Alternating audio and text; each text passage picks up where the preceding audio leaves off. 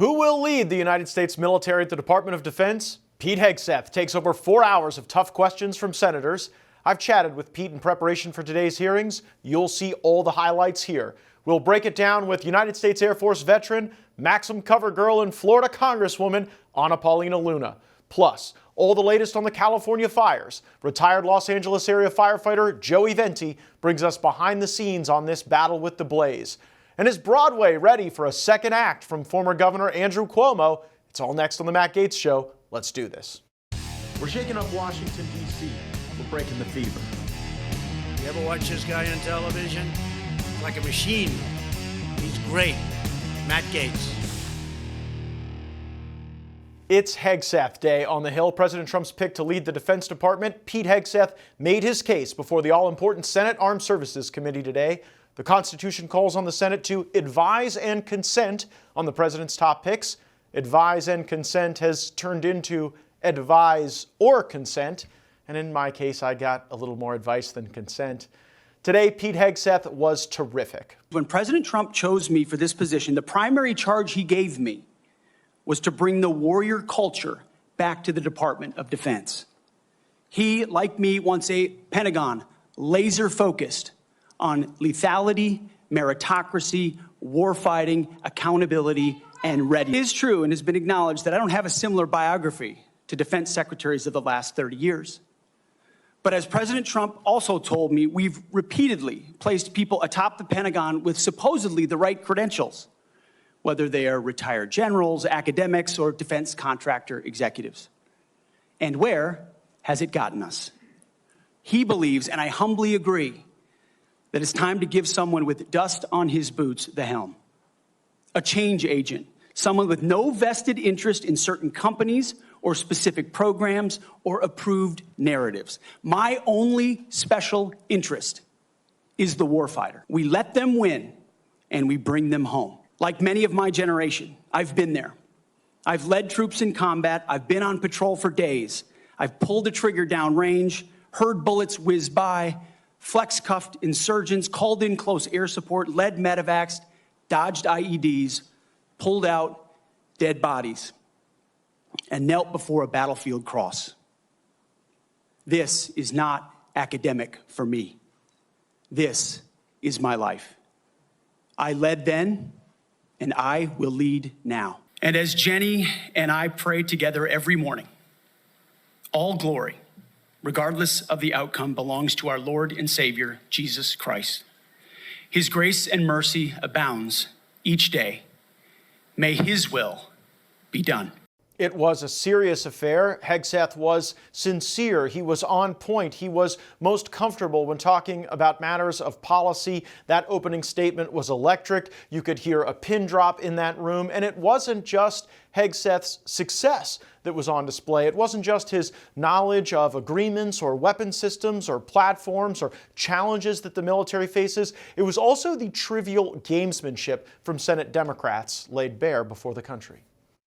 Mr. Hegseth, I do not believe that you are qualified to meet the overwhelming demands of this job. Disregarding the laws of war, financial mismanagement, racist and sexist remarks about men and women in uniform, alcohol abuse, sexual assault, sexual harassment, and other troubling issues. Everything you've said in these public statements is politics. I don't want women. I don't want moms. What's wrong with a mom, by the way? Once you have babies, you therefore are no longer able to be lethal. To denigrate LGBTQ service members is a mistake. If you are a sharpshooter, you're as lethal regardless of what your gender identity is, regardless of who you love. I have read multiple reports of your regularly being drunk at work, including by people who worked with you at Fox News. Will you resign as Secretary of Defense if you drink on the job, which is a 24/7 position? I've made this commitment on behalf of the Will men you and women I'm resign serving. as Secretary of Defense I've if made this you commitment drink on the behalf job? of the men and women I'm serving. I'm not because it's the hearing- most important deployment I'm not of my hearing an life. answer to my question, so I'm going to move on. One of your mission. colleagues said that you got drunk at an event at a bar and chanted, "Kill all Muslims." Another colleague, not anonymous, we have this, said that you took coworkers to a strip club. You were drunk, you tried to dance with strippers, you had to be held off the stage, and one of your employees in that event filed a sexual harassment charge. You had just fathered a child 2 months before by a woman that was not your wife. I am shocked that you would stand here and say you're completely cleared. Can you so casually cheat on a second wife and cheat on the mother of a child that had been born 2 months before? It sounds to me that you would contemplate carrying out such an order to basically invade Greenland. Be In at the Defense other Department. words, you're quite sure that every general who serves should not go directly into the defense industry for 10 years. But you're not willing to make that same pledge?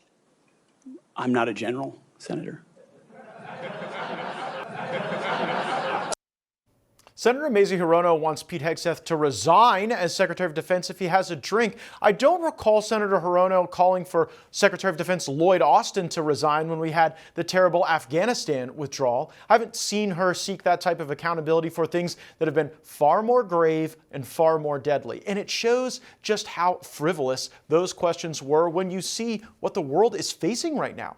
We have covered the importance of the Defense Department to America and everyone on the planet Earth, actually. It's not just California on fire. The world is ablaze with conflict since President Trump left office. President Trump kept Vladimir Putin from invading other countries. Trump is the only recent president to do so, for those keeping track at home. Now, as a consequence of ineffective deterrence and foolish strategic choices, we have a land war in Europe. I honestly never thought I'd live to see it. President Trump left office with peace blooming in the Middle East. The Abraham Accords had Arab monarchies recognizing Israel and collaborating on economic development and anti-terrorism more than any other time in our lives. Trump did that. We got that, and it was blown asunder by Biden and his craziness and the incompetence of his team. Look at Iran and Venezuela. They were substantially diminished during the first Trump presidency. We had maximum pressure. We had sanctions. Now, Biden has enriched these malign states, allowing their oil and gas to reach markets, and then that money returns to those regimes and they fuel mischief that at times is deadly for American service members. While all the while, America's oil and gas richness goes unrealized.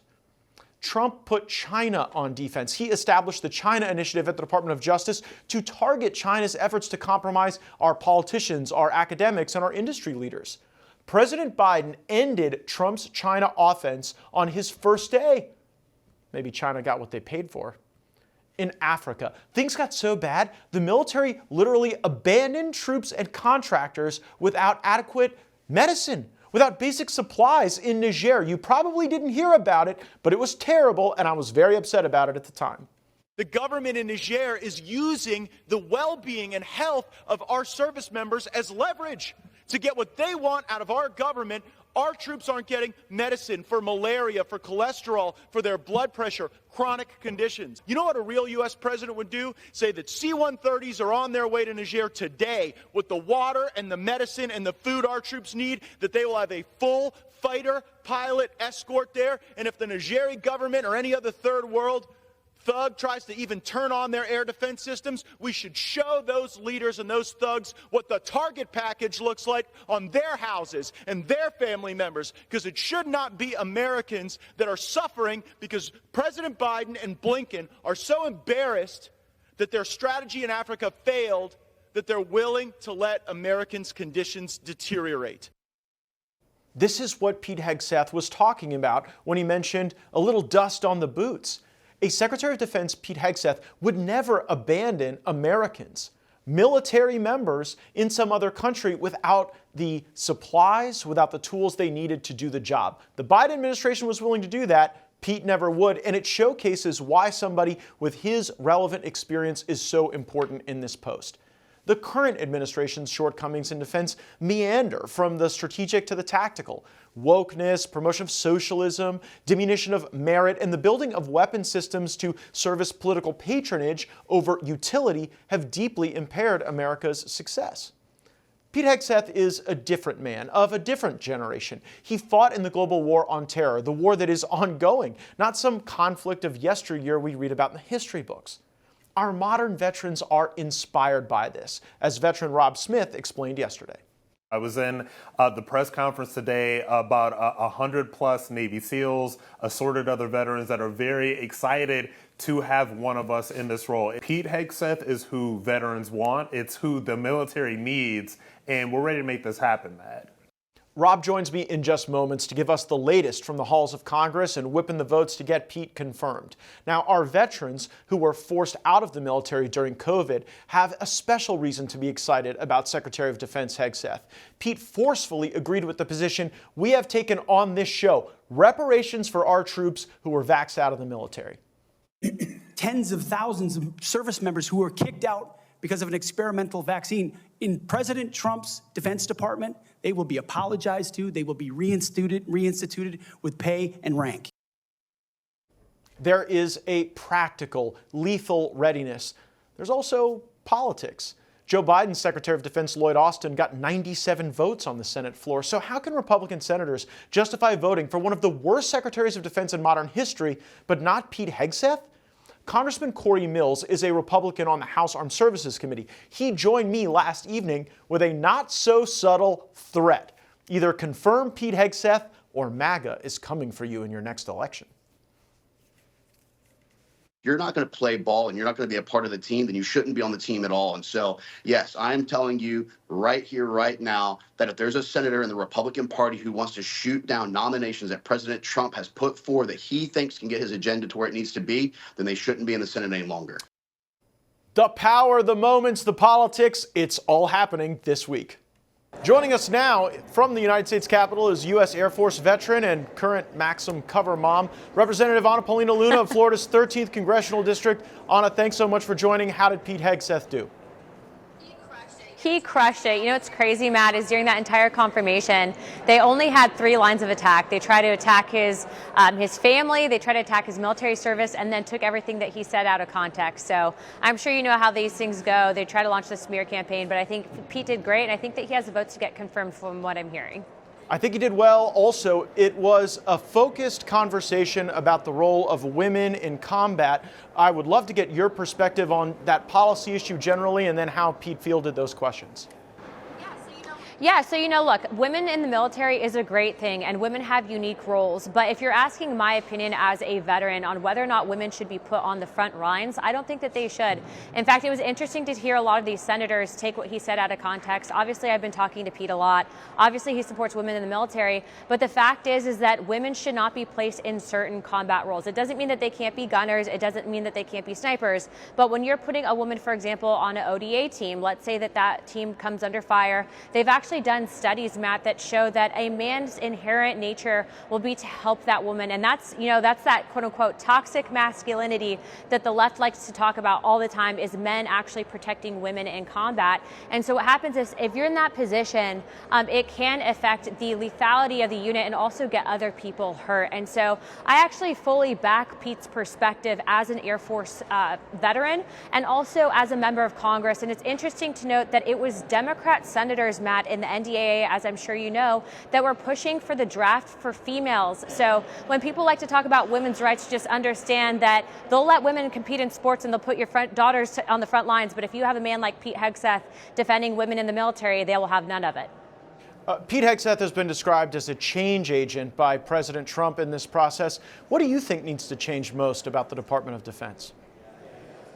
Well, he needs to go through top down and remove the woke ideologies that have been responsible for, not just the retention issues that we're currently seeing in the military, but also to remember, Matt, during COVID-19, so many of our conservative service members were pushed out of the military. And I do believe that they used COVID as a tool to ensure that they would push their political ideologies, because you served on House Armed Services. But the current leadership that exists in the military installed under the Biden administration is simply anti-American. And so instead of paying for transition surgeries, I believe that the military needs to go back to focusing on lethality, readiness, and ensuring that they are promoting Americans' ideologies, not just in the ranks in all of our services, but abroad as well.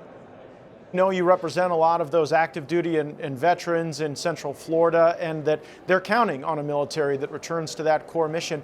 Switching gears to some of the headlines in the House of Representatives, Anna, we saw that your good friend and mine, a terrific conservative, Thomas Massie, will not serve on the Rules Committee this Congress. He serves there as a consequence of tough negotiations you and I had engaged in with the leadership in the last Congress. But that's not a punishment for Massie. Massie apparently volunteered to step off that committee. What can you tell us? Yeah, I can actually tell you that I had reached out to Massie. I saw in public statements that he had made that he actually volunteered to leave the Rules Committee. I will say this about Massie. He did an incredible thing in trying to stop what happened with the reauthorization of Section 702 in FISA that had to be reformed because, in my opinion, as is, it was a violation of American civil liberties. Massie, I do believe leaving Rules Committee, I would say that it's kind of a net loss, but we did ensure that there was another individual that took his place that is a good conservative that supports President Trump's agenda. But look, Matt, if it were up to me, I think that we need more like-minded individuals that will back the Constitution and back the American people on the Rules Committee, and especially those that are aligned with President Trump. And so we'll see. It's a new Congress. I look forward to our very tight majority working together. But Thomas Massie will forever have my respect because of his positions on FISA. Like Thomas, he is a consistent defender of the Constitution, and we admire him a great deal for that. And there's much admiration for you these days, Congresswoman. You are the cover mom of Maxim right now. I don't think that's ever happened before in Congress, where a sitting member of the United States Congress has such cultural appeal. You had done some modeling for Maxim previously, now to return to the cover as someone representing hundreds of thousands of people. What's it like? You know, it's interesting because the reason why that happened, Matt, is because the radical left actually on TikTok launched a smear campaign against me, basically trying to bring forward my Sports Illustrated and Maxim photos from almost a decade ago. And so what I said is I'm not going to apologize. I can actually define a woman. Obviously, you know that there's been a great debate here in the House of Representatives on what constitutes being a woman. And as a result of that, Maxim actually appreciated that perspective. But what's unique about that article specifically, and even that issue, Matt, is it's called the American Dream. And I think Maxim has been one of the only publications in the country to actually put both Melania and President Trump in the article. I actually gave President Trump a copy over the weekend. He loved it. But I look forward to more magazine outlets, and I think more of Hollywood understanding that as elected officials, it's not just the left that has cool personalities and loves this country. They're good conservatives, not just myself, but other people as well. And so I'm happy to kind of serve as an ambassador into culture, but I look forward to representing and continuing to fight for the hundreds of thousands of people I represent in Pinellas County here in Washington, D.C.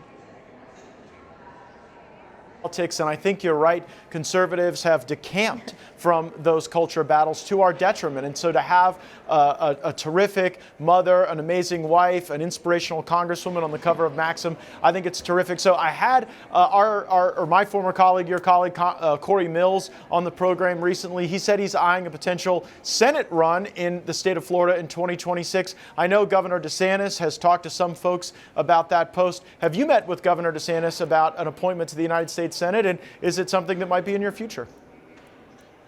I have not met with Governor DeSantis, and what I have heard from his camp is that I know that he's hesitant about appointing a member of Congress, mainly because he says that we have a very slim majority. But as you know, Matt, there's going to be a special actually very soon to fill some of these vacancies left from the state of Florida. And who knows if President Trump's going to be rapturing more of us to the White House. But what I can tell you is I'm currently focused on representing Pinellas County, but I won't rule out anything in the future. And I say that because you just never know in this game, and you know that. You never do, and we're glad for all of the terrific work you're doing there on Capitol Hill. Thanks for having Pete's back. Continue to push those Republican senators to vote to confirm Pete Hegseth. We need a Secretary of Defense at the start of the Trump administration. Thanks so much. A great firebrand from Florida, Paulina Luna. Thanks, Matt.